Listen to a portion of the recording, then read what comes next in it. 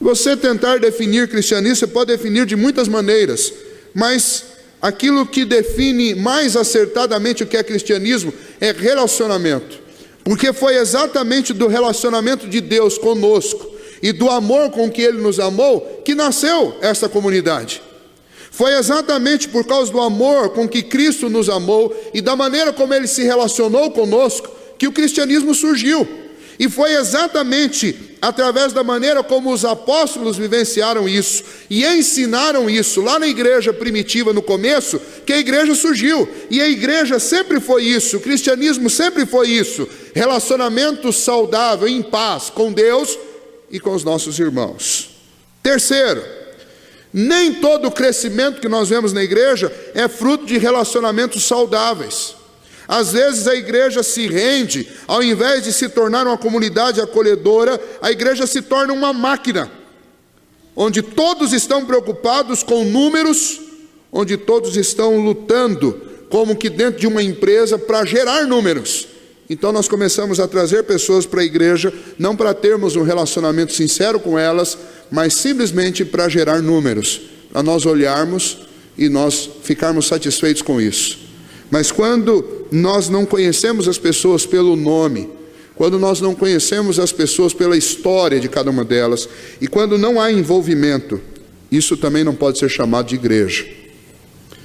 Igreja é a família de Deus. Igreja não é um clube, onde você se associa e você pode viver isoladamente fazendo parte desse clube. Igreja não é um abrigo daqueles que são construídos pela defesa civil quando acontece o enchente, que fica uma aglomeração de pessoas, mas elas não se conhecem, elas não têm contato e elas estão ali apenas temporariamente, até que elas encontrem um novo lar para elas. A igreja não é isso. Igreja também não é uma prestadora de serviço, para deixar todo mundo que entra nela satisfeito. Igreja também não é isso. Igreja não é uma casa de shows, onde as pessoas vão lá para se entreterem com alguma coisa que vai ser feita. Igreja não é uma sala de obstetrícia, onde o pastor age como médico, dando à luz a outros membros ou a novos membros. Igreja não é isso. Igreja é uma família, onde todos nós temos direitos e temos responsabilidades. E entre elas, talvez a principal de todas, seja que nos tornemos uma família acolhedora. Foi isso que Cristo fez conosco. Ele nos acolheu na sua família.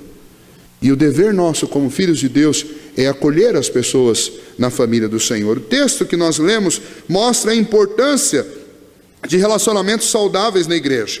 Primeiramente, quando você vê o versículo 1, que diz: ó, como é bom e agradável viverem unidos os irmãos, nós entendemos que a união entre os irmãos, ela é bela, ela é bem vista aos olhos de Deus.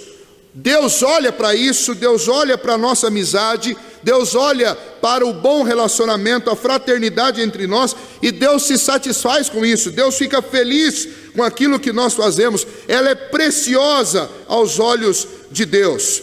No entanto, a desunião dentro da igreja é um gesto que denuncia imaturidade, para não dizer carnalidade. Se ao mesmo tempo que a nossa união é bela aos olhos de Deus, ela é agradável aos olhos de Deus, a nossa desunião também é vista por Deus, e a palavra de Deus deixa claro. Se você quiser consultar alguns textos aí, você pode ler, por exemplo, 1 Coríntios capítulo 3, de 1 a 3, e você vai ver o que Deus acha da desunião dentro da igreja. Isso é feio diante de Deus, e isso é considerado por Deus imaturidade. Deus fala assim: olha, vocês ainda são crianças, vocês estão com partidos, com grupinhos, com panelinhas dentro da igreja, vocês ainda estão precisando beber leite. Vocês estão se comportando como pessoas carnais. Por quê? Porque quem faz isso são as pessoas que ainda estão vivendo debaixo do sistema do mundo. Quem tem panelinha, quem tem rixa, quem tem grupinhos, são pessoas que não têm Cristo ainda. A igreja não pode ser um lugar assim, porque a nossa união e a nossa fraternidade é bela aos olhos de Deus. Quando os crentes são unidos, a igreja passa a contar com a simpatia de Deus. Nós lemos na semana passada, foi o texto que nós olhamos em Atos capítulo 2, 47, o que diz? Que a igreja contava com a simpatia de todo o povo, e enquanto isso Deus ia acrescentando dia a dia àquela igreja os que iam sendo salvos. É óbvio, o mundo sempre será contra Deus, porque o mundo jaz no maligno, a Bíblia diz isso. Mas isso não significa que a Bíblia tem que cultivar a antipatia do mundo. Sabe quando que nós cultivamos a antipatia do mundo? Quando nós nos comportamos exatamente como as pessoas que estão do lado de fora da igreja se comportam. Então elas olham para nós e elas vão dizer: olha, para vivenciar isso eu não preciso ir para uma igreja, porque isso tem em todo lugar. Para ficar vivendo intriguinha, para ficar no meio de mexericos, isso eu tenho no trabalho, isso eu tenho no meu grupo que joga futebol, talvez nem tem. Então a igreja nunca contará com a simpatia das pessoas se nós não vivermos unidos, se não houver acolhida entre nós, se nós não pudermos acolher aqueles que chegam próximos de nós, se nós não pudermos viver em comunhão com as pessoas. Aí você vai dizer: pastor, é muito difícil viver em comunhão. E eu vou dizer para você: eu não tenho a menor dúvida disso. É muito difícil, é trabalhoso, mas ela é, além de bela aos olhos de Deus, os nossos relacionamentos e a comunhão entre nós também é terapêutica. É difícil, mas é como um remédio. Quando nós vivemos em união, o versículo 2 mostra que esta união é como um óleo. E óleo no Antigo Testamento era o único medicamento que existia. E as pessoas eram ungidas com este óleo da cabeça aos pés, para todo tipo de enfermidade, para todo tipo de problema, para todo tipo de dor que eles tinham no corpo. E então o salmista compara a nossa união, os nossos relacionamentos como este óleo que tem uma propriedade terapêutica. A união entre os crentes é como esse óleo, é como um santo e sagrado remédio. Ela simboliza a ação do Espírito Santo nos curando, nos dando alívio, trazendo para nós a recuperação os grandes problemas e sérias crises da nossa vida, principalmente os problemas de ordem espiritual. Então viver em união, irmãos, é muito mais do que simplesmente um slogan, sim, muito mais do que uma meta. É a essência do que é o cristianismo, é aquilo que agrada o coração de Deus e é aquilo que cura o meu coração.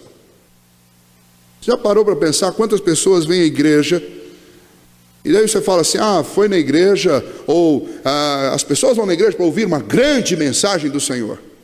E às vezes as pessoas vêm na igreja simplesmente para receber um abraço, ou um sorriso, ou um aperto de mão, ou um olhar fraterno. O salmista Davi uma vez disse assim: Senhor, eu não ando atrás de coisas grandiosas demais, os meus olhos não estão à procura de coisas fantásticas. Muito pelo contrário, eu fiz calar e sossegar a minha alma no Senhor. Tem muita gente que vem na igreja, não vem para ver coisa fantástica, vem para poder sossegar a alma, vem aflito na alma e precisa de alimento, precisa de conforto, precisa de carinho, precisa de relacionamentos saudáveis, que demonstram que de fato existe diferença naquilo que nós somos e naquilo que as pessoas que estão ainda longe de Deus são. Existe diferença naquilo que nós vivemos aqui e aquilo que é vivido lá fora.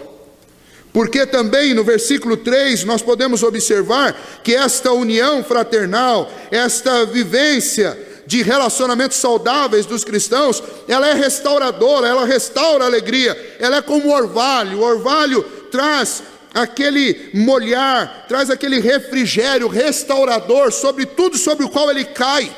E assim também são os relacionamentos dentro da igreja, e assim também a comunhão dentro da igreja. É como orvalho, é algo discreto, que cai sem fazer alarme, sem trovão, sem relâmpago, mas produz a umidade necessária para que haja produtividade. Assim.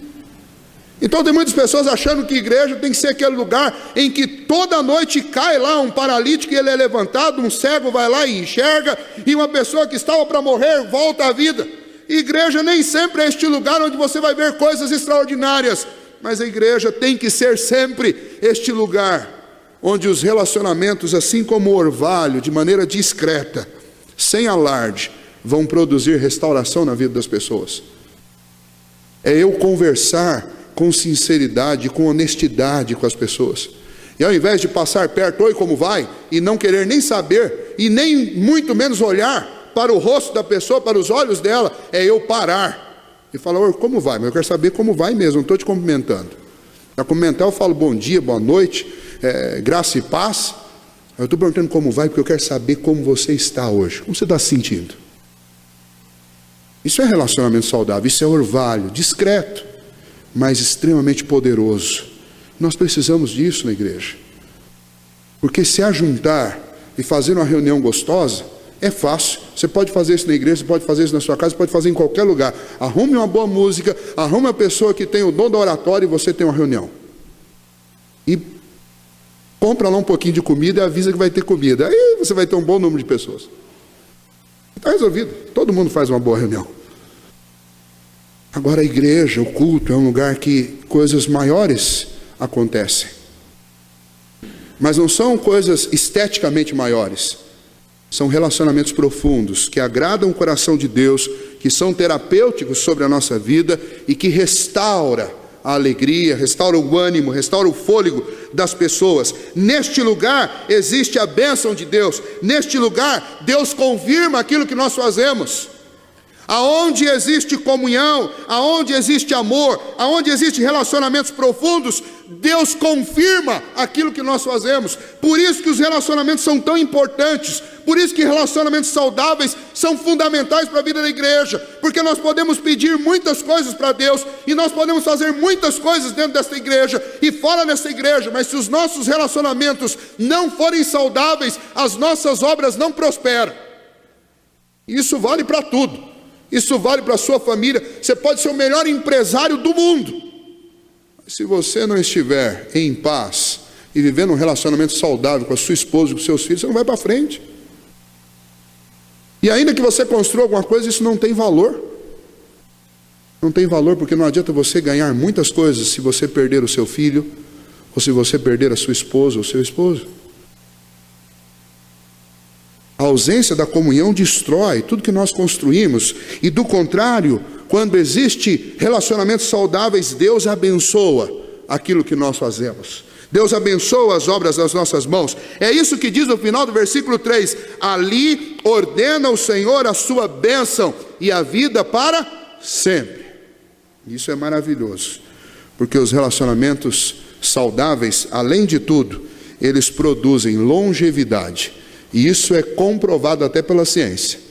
Pessoas que se relacionam bem e que têm boas amizades, que são acolhedoras, que são sinceras e de fácil trato, vivem muito mais do que os rabugentos.